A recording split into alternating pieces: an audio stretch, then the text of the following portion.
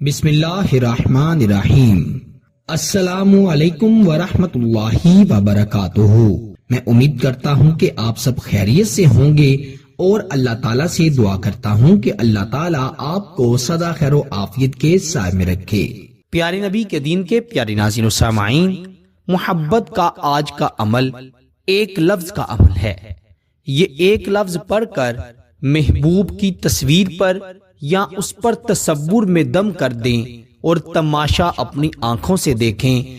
محبوب چاہے 7 سمندر پار ہی کیوں نہ بیٹھا ہو، وہ مجبور ہو کر آپ سے رابطہ کرے گا۔ محبت کا یہ ایک لفظ کا عمل آپ کے محبوب کو آپ کی محبت میں ترپا دے گا۔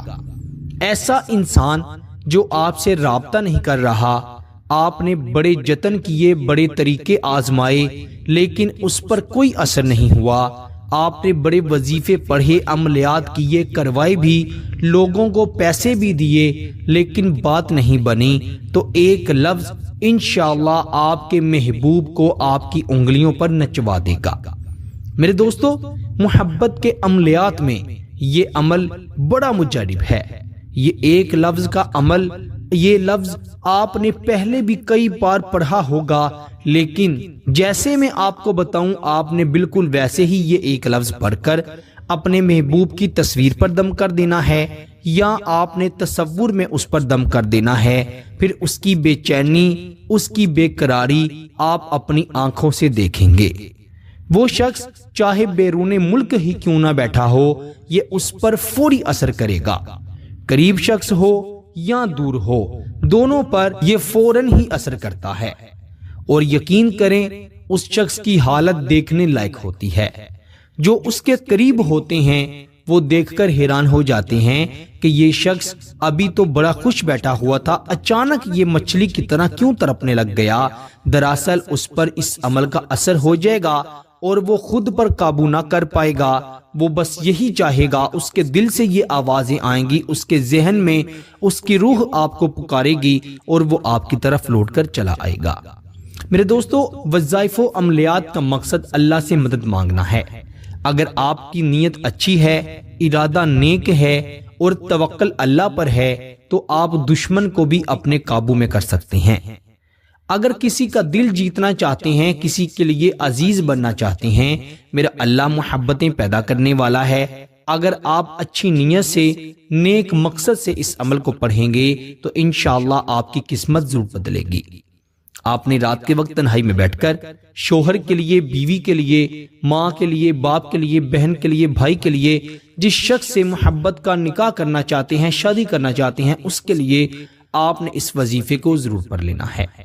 اس کا تصور کرتے ہوئے سب سے پہلے تو 11 مرتبہ درود ابراہیم پڑھا جائے گا، جو ہم نماز میں پڑھتے ہیں۔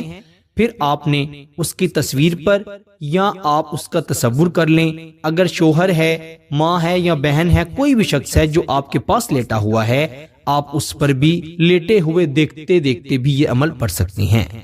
آپ نے 121 مرتبہ لفظ یا رحمانو پڑھنا ہے۔ یا رحمانو، اے رحم کرنے والے، یا رحمانو، یا رحمانو، یا رحمانو 121 مرتبہ پڑھ کر پھر آخر پر بھی 11 مرتبہ درود ابراہیم پڑھنا ہے، اور 3 مرتبہ اس شخص کا نام لینا ہے جس کے لیے یہ عمل کر رہے ہیں۔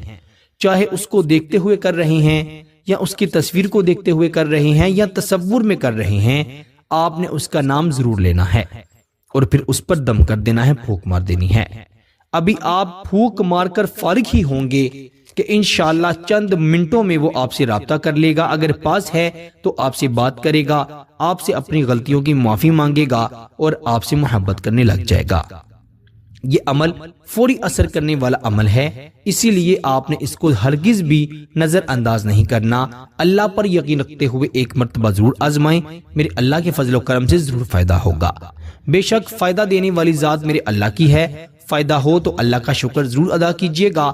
ہو سکے تو 2 رکعت نفل صلاۃ الشکرانے کی نیت سے بھی پڑھ لیجیے گا۔ اللہ تعالیٰ سب کو عمل کی توفیق عطا فرمائے، آمین ثم آمین۔